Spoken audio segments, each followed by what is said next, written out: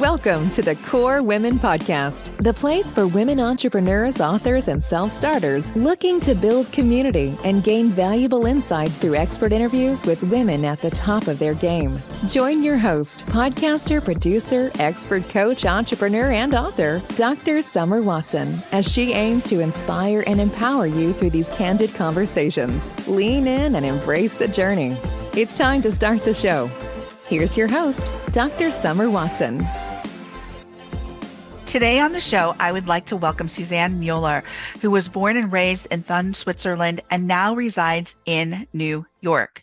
She has climbed Mount Kilimanjaro, completed 26 marathon races, won Ironman triathlon race, is a certified running coach, TEDx speaker, blogger, author, and podcast producer and host of From the Ironwoman. She is also passionate about cross-cultural and mindfulness awareness, global talent management, and executive coaching for global business leaders. Wow. What do you do in your spare time, Susanne? I don't know. Is there spare time? Well, welcome to the show. I'm so excited you're here. Thank you for having me. It's great to be here and talking to you and also to talk to the listeners. Absolutely. Well, thank you. Let's jump right into this. So before we get started talking about the various aspects of your professional passions, if you could describe your journey in one word to this point, what would that word be? I like to say the word would be adventure. Your life is an adventure, but tell us more. Tell us why that word. So I love to travel. I love to go on adventures and I like to do something different. And I mean, climbing Mount Kilimanjaro, TEDx speaker, marathoning, executive coach, is everything connected?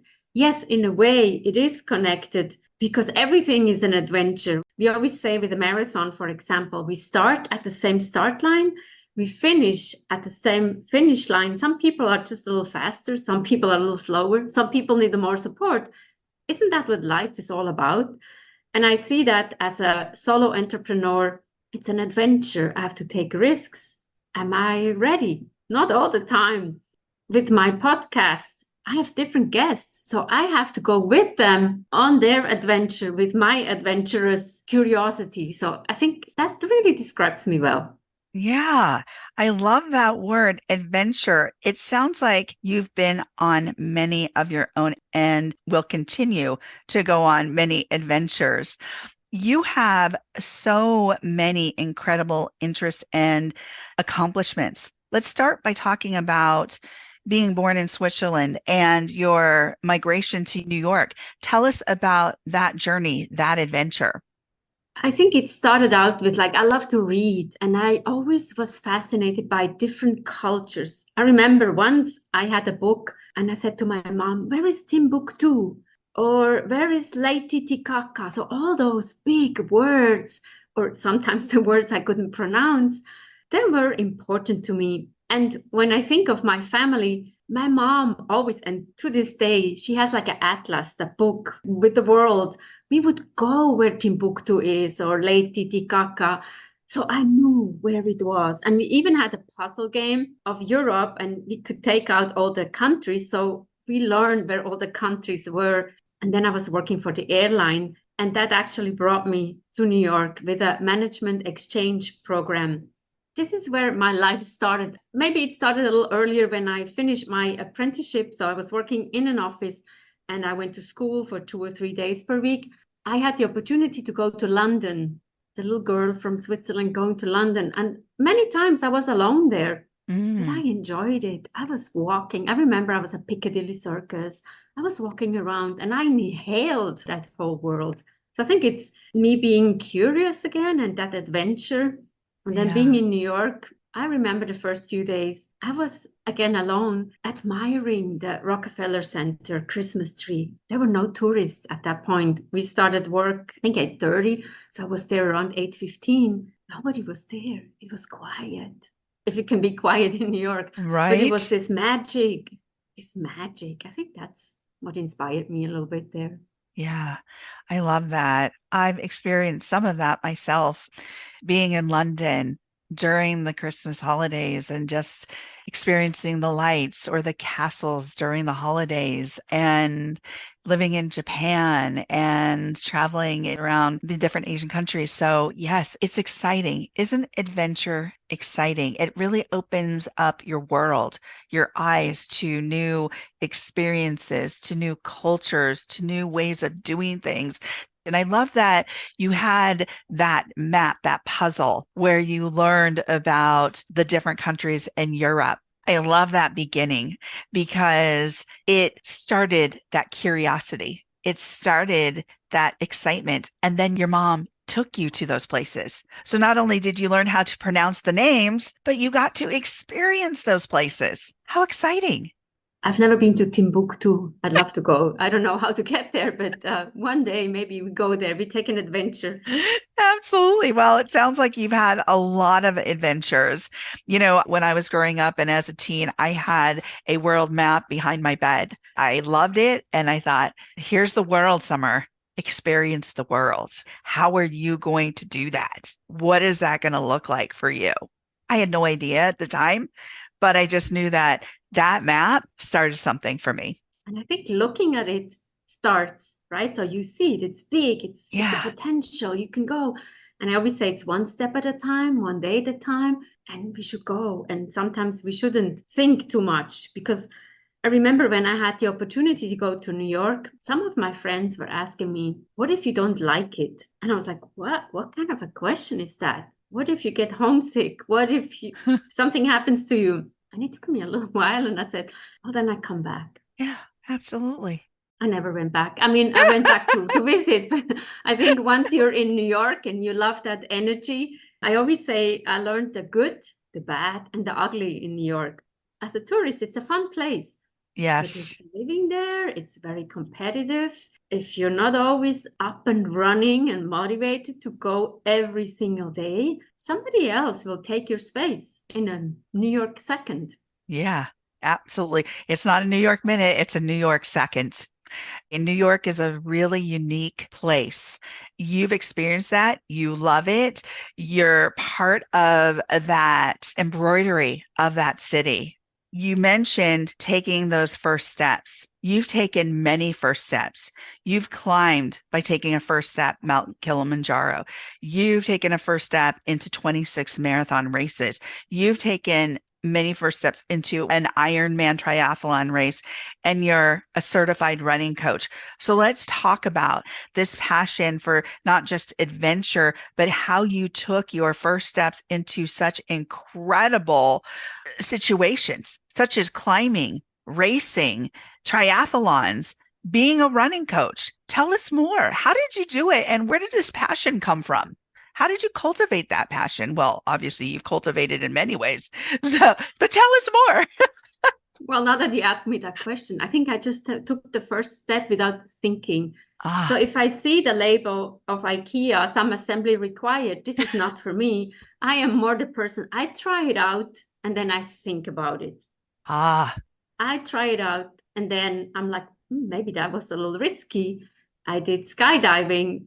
Did I read all the instruction? No, I just went. And the cool thing was there was this guy and he was talking so much when we were up in the air. And then all of a sudden he tapped me on my shoulders. And I was like, I don't have time to talk now, man.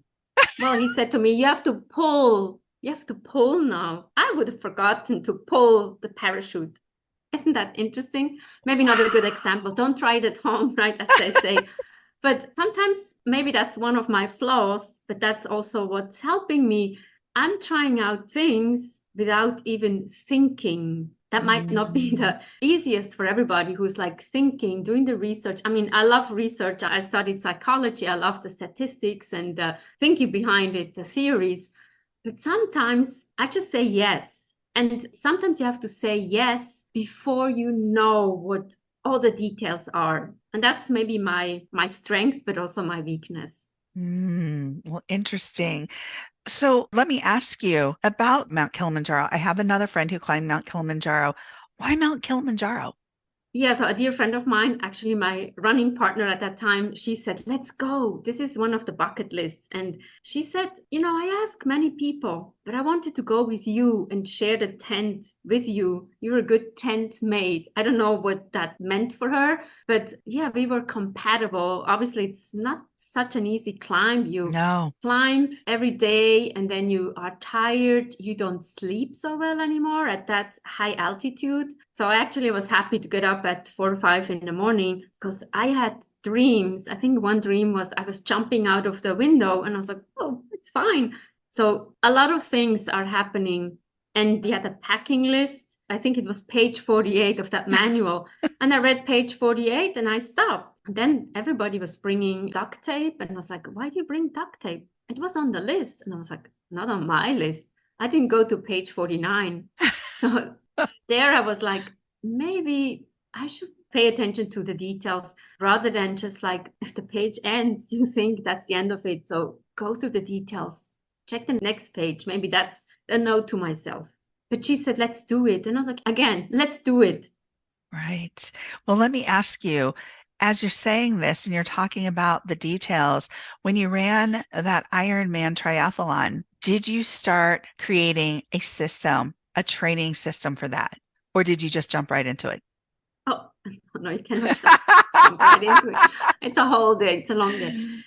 So basically, I signed up a year before the Ironman competition. So basically, I had mentally a whole year to prepare myself. And then physically, usually they say 6 months. So I started in January with having a good base as a marathon runner. But Yes. then obviously you need to add the swimming and the biking. And the biking is kind of like the most important because you start with the swim, and then you go onto the bike. And then when your legs are tired, you still have to run a full marathon. So the more you bike, the easier the run will be. And when you say a system, I had a coach, and that goes to show that for some events, you need to have a coach. And I always say in sports, people have a coach. In the business, people are like, oh, it's too expensive to have an executive coach. I don't want this. I would recommend to have a coach. But going back to sports, I had a coach and I basically knew every single day what my workout was. So I put it in my phone, got up in the morning or the night before, and I knew I had to go an hour and a half swim. Okay, get up at 6 o'clock, do the 1 hour and a half, followed by another workout by biking or running. And usually what you do, and this sounds horrible to people who are not triathletes, you do a brick workout. And a brick workout means you, at one point, I did 100-mile on the bike and I was tired, got home, put the bike there. And then I had to go out for an hour run. And I was like, oh, I just want to stay home, eat some chocolate. No, you had to get out and train your body to be ready for that big event. So it's about the planning. It's about following the plan to the T. I think I missed 2 swim workouts. Other than that, I did every single thing that was on my plan. And I think you can transfer that into the business.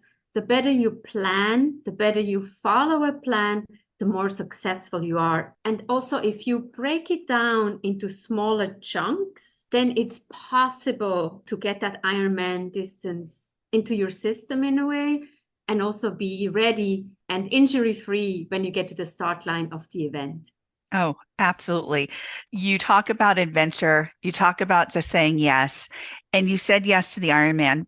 It's not easy. There's many parts to it. There's a lot of skill. There's a lot of mind work. There's a lot of focus and physicality.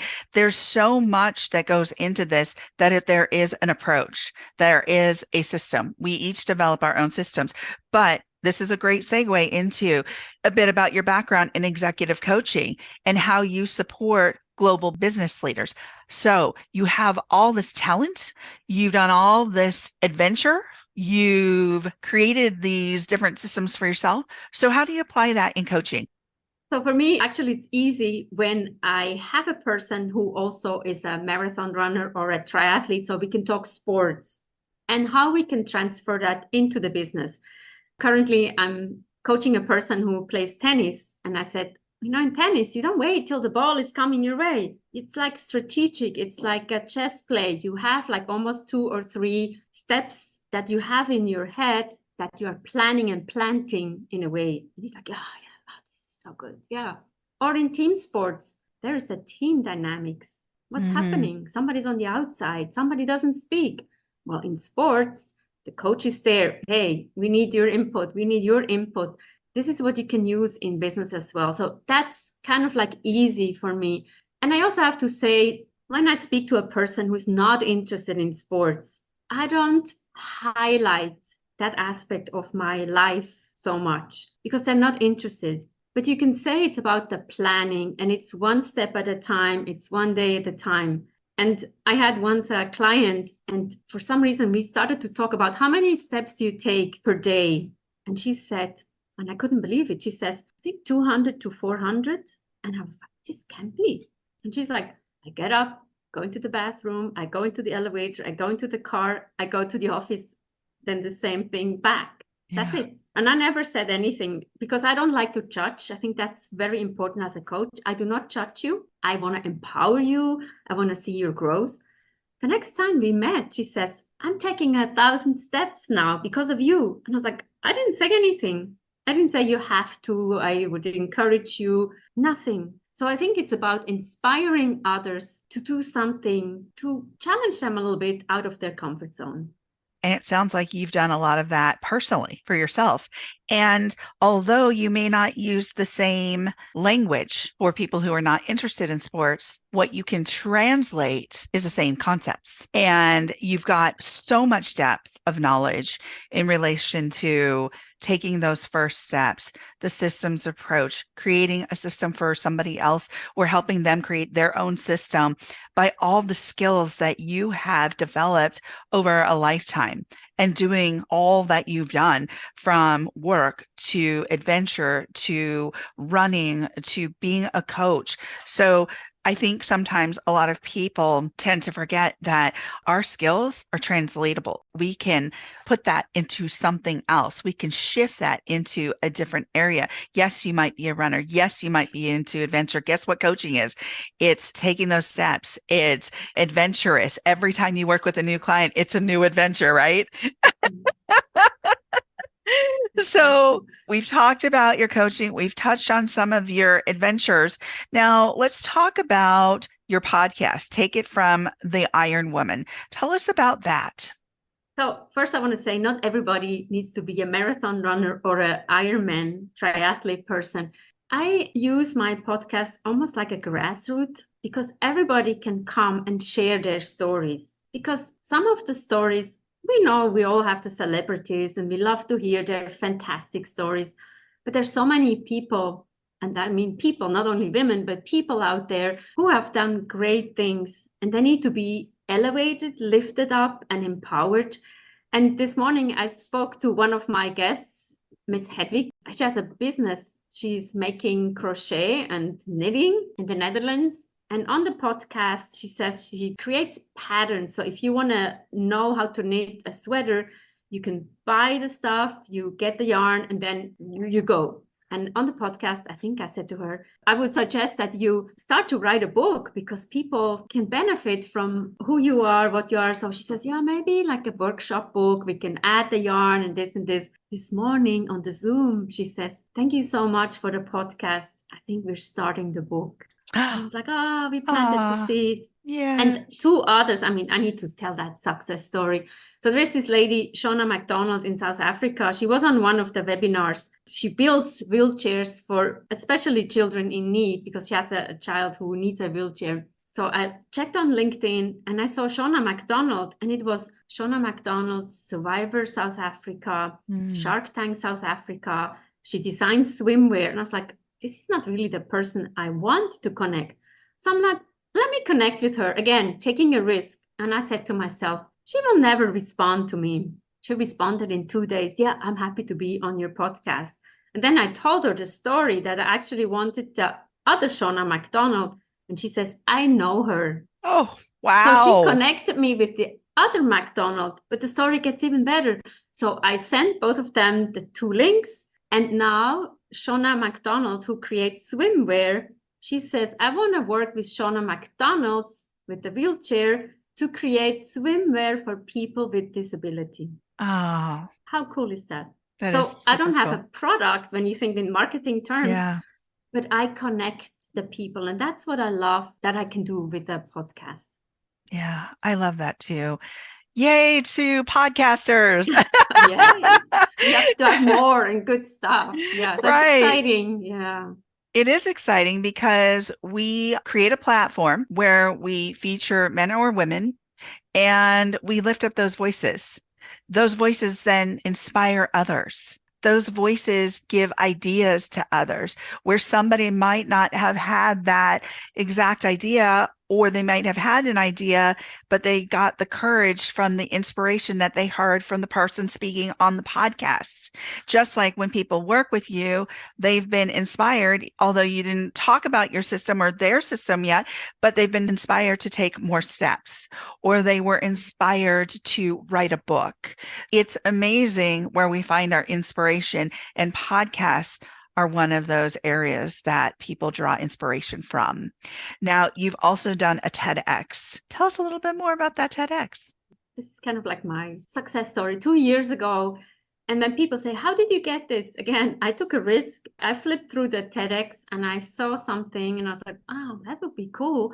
I sent a message, I think in January, to the organizer. And I was like, I'm sure they'll never get back to me. Why me? And I think in March, somebody sent a message, hey, do you want to be a speaker? And I was like, all of a sudden it gets real. So then we had a wonderful person coaching me a little bit on what is the topic, who is the target audience, what should be your message. Obviously, you cannot sell, I wrote a book, I have a podcast, so it has to be a message. Right. And I sent the first draft, I sent the second draft, and then, no, it's good. But then for me, what was not difficult, but challenging was memorizing. And I mean, I can talk for hours, but when you know you're standing on that red circle, it's that TEDx circle. You're on center stage. This is your 12 minutes. It's something different. I think I was like, So what I did, I rehearsed my speech before I got out of bed, after breakfast,